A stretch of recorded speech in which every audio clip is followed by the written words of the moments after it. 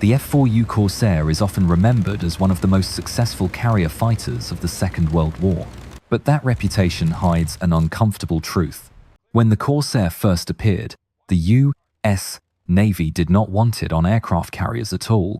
For carrier operations, the problem was immediate and unforgiving. The Corsair was powerful, too powerful. Its engine and propeller combination generated forces that naval aviation was not yet prepared to manage. Visibility over the nose was poor. Landing speeds were high. Torque effects punished even small mistakes. On a carrier deck, there is no margin for correction. Early landing trials were alarming. Aircraft bounced. Wings clipped the deck. Pilots overcorrected. Several aircraft were damaged, and some pilots were killed during training. The Corsair earned a reputation not as a frontline weapon, but as a liability. At the time, the Navy already had aircraft that were easier to operate at sea. They were slower, less powerful, and less ambitious.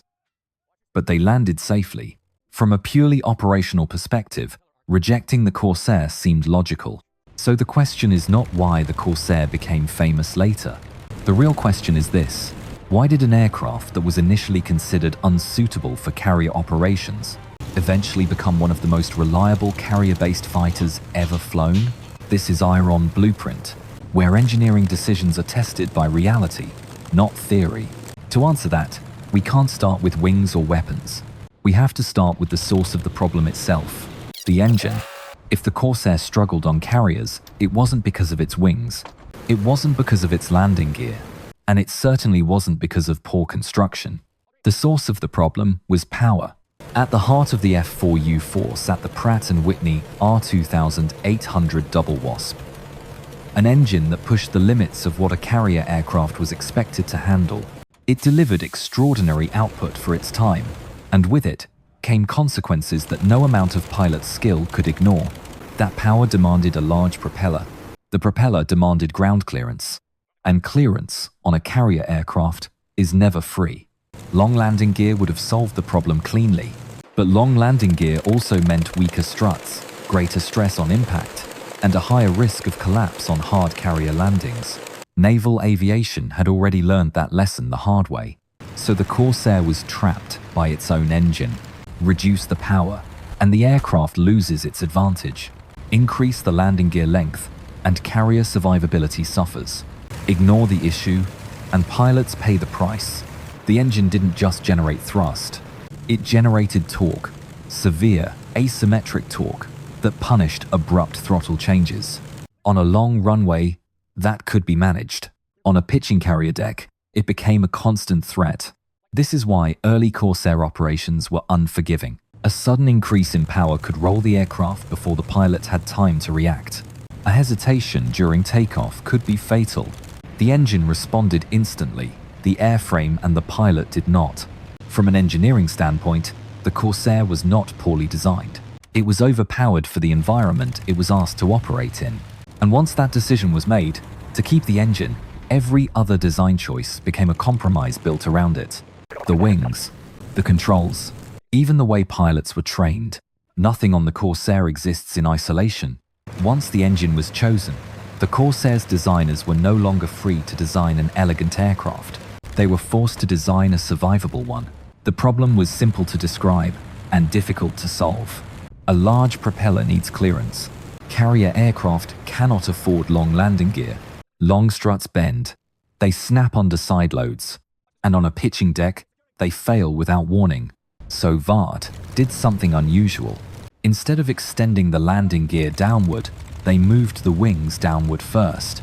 The inverted gull wing was not a stylistic decision. It was a geometric compromise. By angling the wing downward at the root and upward again toward the tips, the Corsair gained propeller clearance without relying on dangerously tall landing gear. The aircraft could absorb hard carrier landings without collapsing its struts. But this solution came at a cost. The wing structure became heavier and more complex. Manufacturing required tighter tolerances, and aerodynamically, the shape introduced new problems at low speed, exactly where carrier aircraft are most vulnerable. The Corsair's wings did not stall evenly. One side could lose lift before the other, creating a sudden roll close to the deck. Early pilots encountered this without warning. The fix was small, but revealing. A simple stall strip, just a few inches of metal, was added to one wing's leading edge. Not to improve performance, but to make failure predictable. This was not optimization. It was damage control. The inverted gull wing didn't make the Corsair better in theory. It made it manageable in reality. The aircraft was no longer trying to be perfect. It was trying to survive the consequences of its own power. And this pattern, accepting complexity in one place to reduce risk in another, would repeat itself across the entire design. The Corsair did not fail pilots because it was unstable. It failed them because it was unforgiving. With the engine at full power, torque became a constant presence. It was not dramatic. It was relentless. A small throttle change produced an immediate asymmetric force. On takeoff or during a go-around, that force arrived before the pilot could fully react. At low speed and low altitude, there was no time to recover. This is where theory collided with human limits. On paper, the Corsair was controllable. In reality, it demanded precision at moments when pilots were already overloaded. Carrier landings compressed decision-making into seconds. The pilot had to manage pitch, power, alignment, and deck motion simultaneously. Any hesitation or overcorrection was punished. Early training revealed the problem brutally. Inexperienced pilots tended to add power too aggressively. The aircraft rolled. Wingtips struck the deck. Some aircraft never flew again. The Corsair earned a reputation as an aircraft that did not forgive nervous hands. Not because it was poorly designed, but because its margins were narrow. Designers responded with adjustments, not to eliminate the problem, but to constrain it. Control surfaces were tuned to resist sudden inputs. Procedures emphasized gradual throttle changes. Training shifted from how to fly to how not to provoke the machine.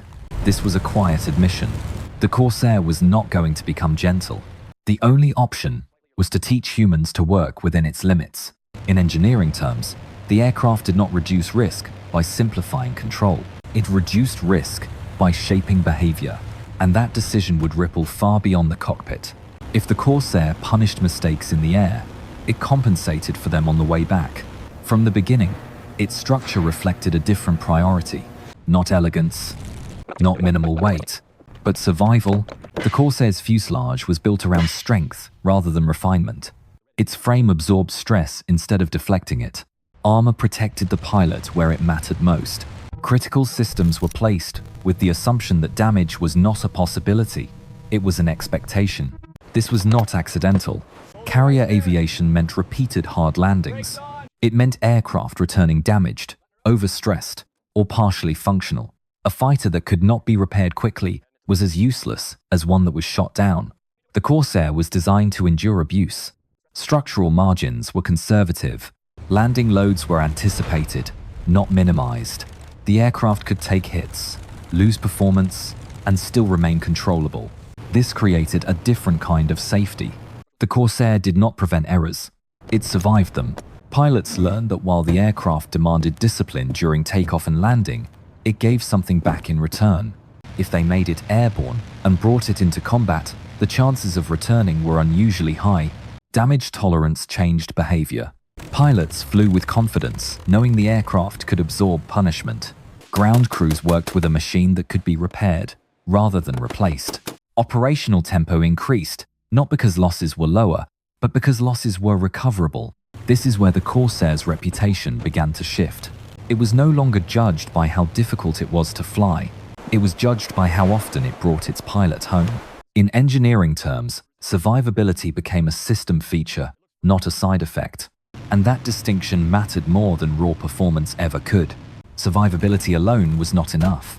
A carrier aircraft that could not reach the fight, or remain there, was strategically irrelevant. The Corsair was designed for distance. Its fuel system reflected a clear assumption. Missions would be long, unpredictable, and often flown far from support. Range was not a luxury. It was a requirement imposed by the Pacific. The main fuel tank was placed and protected with combat damage in mind. Self-sealing design did not make the aircraft invulnerable, but it bought time. Time to disengage. Time to return. Time to survive. But range demanded more than internal capacity. External drop tanks extended endurance dramatically at the cost of weight, drag, and vulnerability. This was an explicit trade-off. Carry fuel and accept reduced performance, or fly light and accept operational limits. The Corsair did not force a single answer. Fuel could be drawn from different sources. External tanks could be used, discarded, or avoided entirely depending on mission priorities. This flexibility allowed the aircraft to shift roles without redesign. Range influenced behavior. Longer missions changed how pilots managed power. They changed how formations were flown. They changed when combat was engaged and when it was avoided. From an engineering perspective, the fuel system did not simply feed the engine. It shaped operational decisions before the aircraft ever reached the target. And this mattered at the system level.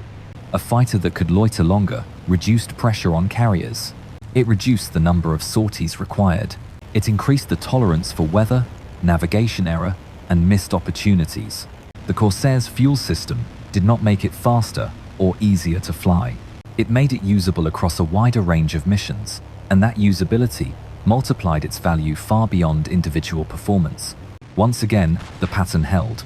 The Corsair did not optimize for a single ideal condition. It absorbed penalties in one area to gain freedom in another. By the time the Corsair reached the fight, its role was no longer simple. It was not designed to be a pure interceptor. It was not optimized as a dedicated bomber. Instead, it was built to accept whatever role the system demanded. That flexibility began with its armament. The Corsair's internal guns reflected a conservative choice. Reliable, familiar, and effective across a wide range of targets. They did not promise precision at extreme distances, but they worked consistently in the chaos of combat. What mattered more was what happened beneath the wings. Hardpoints allowed the aircraft to carry fuel, bombs, or rockets, sometimes all within the same operational cycle. This forced a decision before every mission. More weapons meant more weight.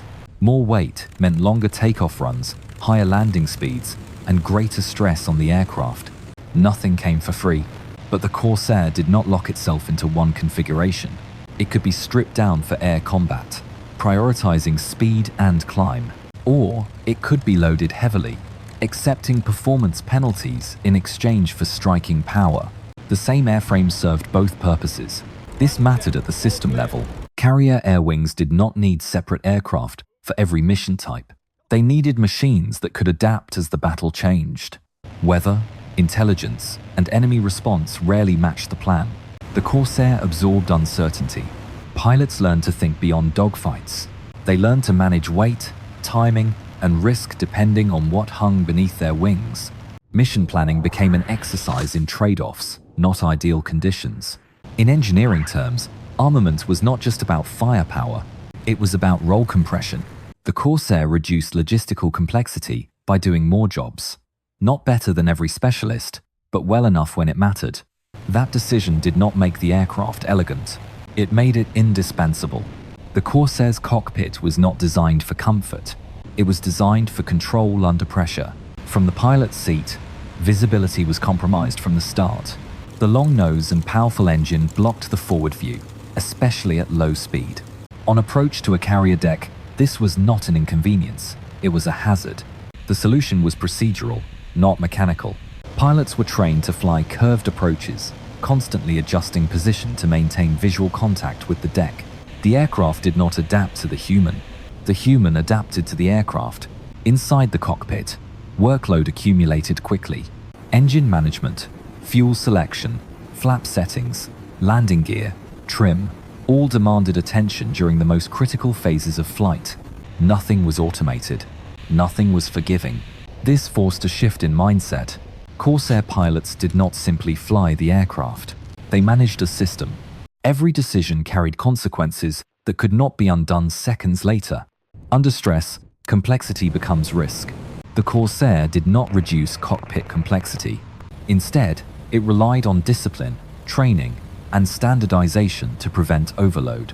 Controls were arranged logically, but logic alone could not reduce cognitive demand. This had operational consequences. Only pilots who could maintain composure under pressure were trusted with carrier operations. Those who could not were filtered out early, sometimes brutally. From an engineering perspective, this reveals a hard truth. The Corsair transferred part of its design burden onto the pilot. It assumed competence, restraint, and repetition. That assumption was dangerous, but within a system capable of training, replacing, and supporting pilots at scale, it became acceptable. The cockpit did not make the Corsair safer. It made failure a matter of discipline. And in wartime, that distinction shaped who survived. By the time a Corsair reached the flight deck, most of its risks were already known. What remained was not performance, but discipline. Startup and taxi procedures were not about convenience. They were about containment. The engine's power had to be brought online gradually. Too much throttle, too early, and the aircraft would fight back. Oil pressure, temperature, and propeller response were monitored not for efficiency, but to prevent cascading failure. On the ground, visibility disappeared completely. The long nose made straight-line taxiing impossible. Pilots used constant S-turns to see even a few meters ahead. This was not elegant aviation. It was controlled improvisation within strict limits. Every step existed for a reason. Locking the tailwheel, setting trim in advance, countering torque before it appeared rather than after. These were not habits. They were safeguards against a machine that reacted faster than humans could. Carrier decks amplified every mistake. There was no space to pause, no room to reset. Deck crews, pilots, and machinery moved in tight synchronization, each depending on the others to behave predictably. In this environment, procedure replaced intuition. The Corsair did not tolerate experimentation. It demanded adherence. From an engineering standpoint, this was not a flaw. It was an admission. The aircraft's design required structure around it, rules, timing, and repetition to remain safe. Procedure became part of the machine. This is often misunderstood. Procedures are not signs of weakness in design. They are signs that complexity has exceeded what instinct alone can manage. And on a carrier deck, that line is crossed very quickly. On its own, the Corsair was demanding. Placed into the wrong system, it would have failed. What changed its fate was not a single modification or performance upgrade. It was integration. The aircraft entered a wartime system built to absorb difficulty. Training pipelines adapted. Pilots were no longer rushed to the deck unprepared. They were drilled repeatedly on power management, approach discipline, and error avoidance, not to master the aircraft, but to survive it. Deck crews learned its behavior as well. They understood its needs, its tolerances, and its limits.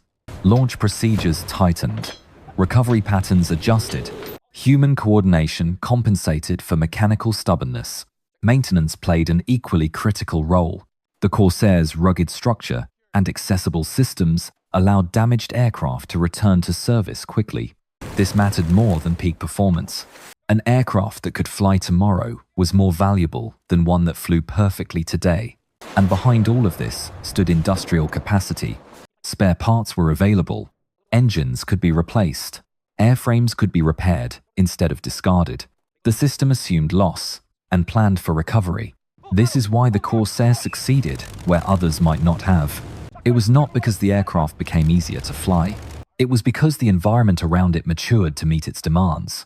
In isolation, the Corsair was risky. Inside a disciplined, well-resourced system, it became reliable. This is the quiet truth of engineering in war. Machines do not win wars on their own.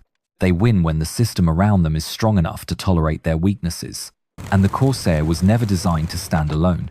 The F4U Corsair is often remembered as a triumph of performance. But that is not the lesson that matters. Its true story is about cost.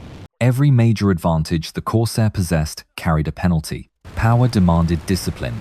Range demanded weight. Flexibility demanded complexity. Nothing about the aircraft was free. What made the Corsair successful was not that these costs were eliminated. It was that they were acknowledged and managed. Designers accepted that the aircraft would be difficult. They accepted that pilots would need training, not instinct. They accepted that procedures would replace intuition. Most importantly, they accepted that the machine would rely on a system larger than itself. This is the difference between a clever design and a resilient one. Clever designs optimize for ideal conditions. Resilient designs survive reality. The Corsair was not optimized for ease. It was optimized for forgiveness, not in the cockpit, but across the system that supported it. When mistakes happened, the structure absorbed them. When damage occurred, maintenance recovered from them. When complexity overwhelmed individuals, procedure stabilized behavior. That is the iron blueprint. Engineering is not about building machines that never fail. It is about building systems that continue to function after failure occurs. The Corsair did not succeed because it was perfect. It succeeded because the system around it was strong enough to carry its flaws. And that lesson extends far beyond aviation.